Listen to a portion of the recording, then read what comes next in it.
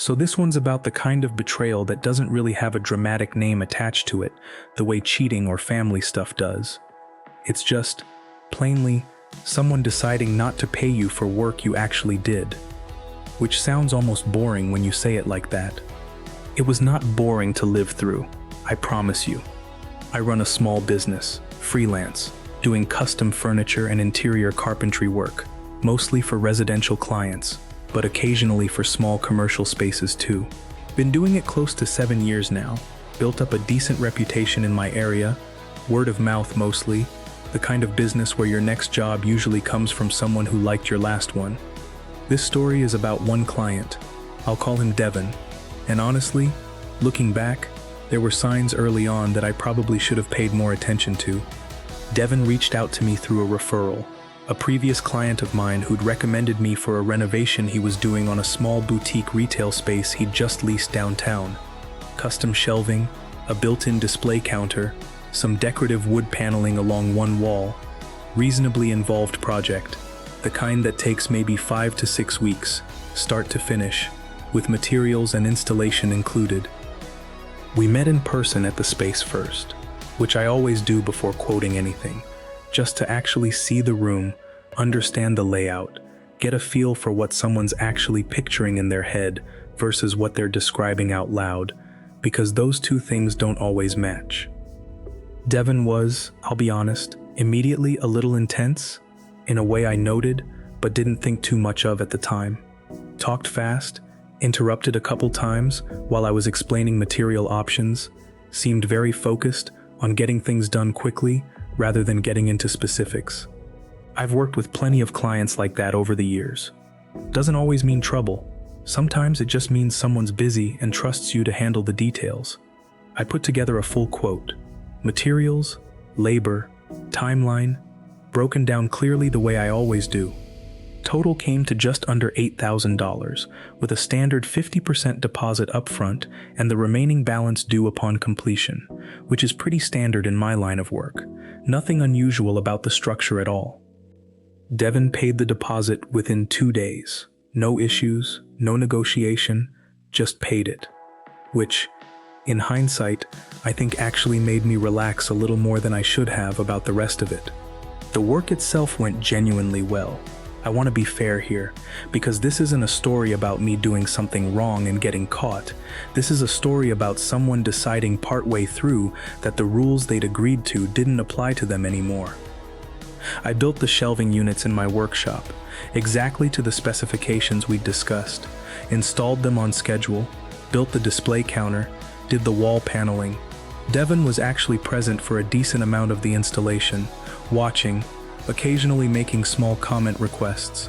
Nothing major, the kind of normal back and forth that happens on basically every project. At the final walkthrough, he seemed happy, genuinely, as far as I could tell. Walked the space, ran his hand along the counter, said it looked exactly like what he'd pictured. I sent the final invoice that same afternoon, the remaining balance, just under $4,000, standard 30-day payment terms like always. 30 days came and went. I sent a polite follow-up email, the kind you send without much concern, because honestly, sometimes invoices just slip through people's accounting systems. It happens. It's not always a red flag. No response. I sent another one, 10 days after that. Slightly more direct this time. Still polite, just noting the invoice was now overdue and asking if there was an issue I should know about. That's when Devin finally responded, and what he said genuinely surprised me, even now, even having heard plenty of excuses from clients over the years. He claimed, in this email, that the work was not up to the standard discussed, and that he'd need to consult with someone before proceeding with payment. No specifics. No mention of what exactly was supposedly wrong, just vague dissatisfaction, conveniently arriving exactly when a $4,000 payment was due. I responded asking for specifics. What exactly was the issue? When had he noticed it? Why hadn't he mentioned anything during the walkthrough where he'd seemed completely satisfied? His response, when it finally came almost a week later, was even more vague than the first one. Something about the shelving feeling slightly different from what he'd imagined, paired with a comment that he felt the overall price had been too high for what was delivered, despite, again, having agreed to that exact price in writing before any work began and having paid the deposit without a single objection. I want to be honest about what I felt reading that email. It wasn't really shock, not entirely. It was more this slow recognition, the kind where you start replaying earlier interactions and suddenly small things you'd brushed off start clicking into a slightly different shape. The intensity at our first meeting, the way he'd interrupted me during the material discussion, like he wasn't actually listening that closely to what he was agreeing to. I started to wonder if maybe he'd intended, somewhere in the back of his mind, to find a reason not to pay the full amount from fairly early on. I'm not saying that with certainty. I genuinely don't know what was in his head at the start. But by that point, it didn't really matter what his original intentions had been. What mattered was what he was doing right now, which was simply refusing to pay for completed, agreed-upon work. I did what I think most people in my position would do first. I tried to handle it directly and reasonably. I sent a calm, clearly worded email laying out the situation, the signed quote, the agreed specifications, which the completed work matched exactly. I had photos throughout the entire process, documenting that. The walkthrough where he'd expressed satisfaction. I offered, genuinely, to address any specific concern he could actually articulate, because if there was something legitimately wrong, I wanted to know and fix it. He didn't respond to that email at all. Not a single word. I waited another 2 weeks, sent one more email, this one noting that continued non-payment would require me to pursue other options, but still leaving the door open for a reasonable conversation. Nothing. At that point, I want you to understand something about my business that's going to matter a lot for what happens next. In my line of work, for any custom installation like this, there's a clause in my standard contract, the one Devon had signed, that I include specifically for situations exactly like this one. It states clearly that until final payment is received in full, title to any custom-built components remains with me, the contractor, not the client. Most clients never need to think about that clause. Most clients pay their invoices. Devon was about to find out what happens when they don't. I want to walk you through what I actually did next, because I think the structure of it matters, the same way it's mattered in some of these other stories. I didn't show up and start breaking things, nothing like that. I did this completely within what I was legally entitled to do, under a contract he himself had signed. First, I sent a formal, certified letter. Not an email this time, an actual certified letter requiring signature on delivery, which matters legally in a way casual email follow-ups don't. It restated the outstanding balance, referenced the specific contract clause regarding title retention on unpaid custom work, and gave him 14 days to either pay in full or arrange a payment plan before I would begin the process of retrieving the unpaid items. I also, around this same time, started documenting everything formally. Every email, every date, the signed contract, the photos from the walkthrough showing his satisfaction, all of it organized into a single file, partly to protect myself if this escalated legally, but also, honestly, because organizing it that clearly made me feel like I had solid ground under me, which mattered emotionally as much as practically. The 14 days passed, no payment, no response to the certified letter at all, though the delivery confirmation showed it had been signed for, so I knew it had actually reached him. So I moved to the next step. I contacted a locksmith and arranged, completely legally, with documentation in hand showing the unpaid contract and the title retention clause, to access the retail space during business hours, with the locksmith present specifically to handle entry, since I no longer had a key, and Devon obviously wasn't going to hand one over voluntarily. I want to be clear, this is not something I'd recommend anyone do without understanding their specific local laws around this kind of contractor lien and repossession process, because it genuinely does vary depending on where you are. In my case, with the specific contract language I'd had drafted by an actual lawyer years earlier, specifically to cover this scenario, and with proper documented notice already sent, I was on solid legal ground. I'd actually called my lawyer before doing any of this, just to confirm. We went in on a Tuesday morning. Devin wasn't there, which honestly made the whole thing logistically easier, though I'll admit a part of me had been bracing for a confrontation that didn't end up happening that day. The shelving units, custom built specifically for that space, came down first. Then the display counter. The wall paneling was trickier, since it had been more permanently installed, but the locksmith had actually brought along someone who did this kind of removal work regularly, and between the two of them, it came apart cleanly enough.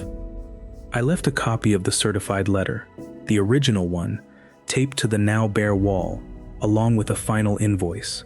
The original $4,000 owed, plus the costs of removal, plus a restocking and labor fee for reclaiming the materials, all of which were explicitly outlined as recoverable costs in the original signed contract. The new total came to just over $5,000, more than the original outstanding balance, exactly as I'd told him it would in that final certified letter, word for word. I genuinely didn't know what would happen next. Part of me expected a furious phone call. Part of me expected, honestly, nothing at all, just him eating the loss and moving on, never paying anything. What actually happened was a phone call 3 days later, but not furious. Devon sounded, if anything, slightly panicked. Apparently, he'd had a meeting scheduled with a potential investor for the retail space that same week, and walking in to find completely bare walls where his custom shelving and display counter used to be had been, in his words, a disaster. I want to be honest, there was a part of me that felt something close to satisfaction hearing that. I'm not going to pretend otherwise, but I kept my response professional. I told him the new invoice stood as written, that I'd be happy to discuss reinstalling the materials once payment was received in full, but that until then, the components remained mine to do with as I chose, including selling them to recoup costs if needed, which was also explicitly within my rights under the contract. He paid the full $5,000 within 24 hours. Wire transfer immediately confirmed. I reinstalled everything within the week. Took about 3 days actually. Less time than the original installation since I already had all the measurements and the components themselves were undamaged, just removed and stored carefully in my workshop in the meantime. I saw Devin once more, at that final reinstallation. He was noticeably more subdued than he'd been at any point during our original interactions. Didn't try to negotiate anything, didn't make any more comments about pricing or standards, just watched, mostly silently, while I put everything back exactly where it had been. Right before I left that day, he did say something. Not really an apology, more an attempt at an explanation. Said he'd been dealing with some other financial pressures around that time, that it hadn't really been about my work at all, that he'd sort of convinced himself, somewhat irrationally in retrospect, that he could just delay or avoid the payment if he pushed back hard enough. I didn't have much to say to that. I told him I hoped things worked out for him going forward, packed up my tools, and left. I never worked with Devin again, obviously, but I did hear, through that same referral network that originally connected us, that he mentioned the situation to at least one other person, framed, interestingly, not as a cautionary tale about not paying contractors, but more as a kind of begrudging respect, something like, "Turns out you really don't want to mess with the fine print on these contracts," which, honestly, I'll take. Here's what I think about when I look back on this whole thing. Devon wasn't dealing with some uniquely cruel scheme on my part. I didn't do anything except enforce, exactly and only, the terms of an agreement he had read and signed himself, with his own hand, before a single piece of wood was ever cut for that space. He assumed, I think, that once the work was installed, once it was physically sitting in his space, that the leverage had shifted entirely to him, that I'd have no real recourse beyond annoyed emails and maybe eventually giving up. What he didn't account for was that contracts exist precisely for situations like this, that the unglamorous, boring-sounding clause about title retention that probably took my lawyer 20 minutes to draft years ago was sitting there the entire time, fully enforceable, waiting for exactly this exact situation to need it. I didn't do anything dramatic or even particularly clever. I just did, calmly and in order, exactly what the contract said I was allowed to do, the moment it became clear that asking nicely wasn't going to work. Sometimes the most satisfying outcomes aren't really about outsmarting anyone.